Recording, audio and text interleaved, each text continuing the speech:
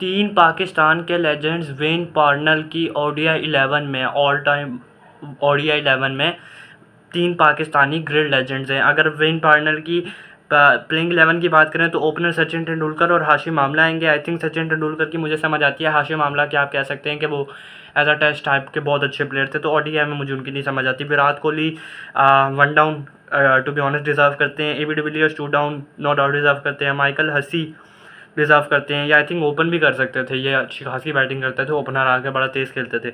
शाहिद अफरीदी, ठीक है, leg spin भी करवा सकते हैं, पावर हिटिंग भी कर सकते हैं। शाहिद अफरीदी पैकेज है पूरा।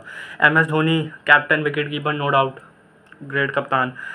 वसीम अकरम नो डाउट, ठीक है। सुल्तान सिंह, ब्रेटली पेसर हैं, ठीक है, एक पेसर होना टीम में ज़रूरी होता है, फास्टेस्ट। मुतिया मुरलीधरन कमाल के स्पिनर। वकार यूनिस, 2 Ws हैं और एक शाहिद अफरीदी हैं। शाहिद अफरीदी हैं वेन पार्टनर की ऑल टाइम 11 में।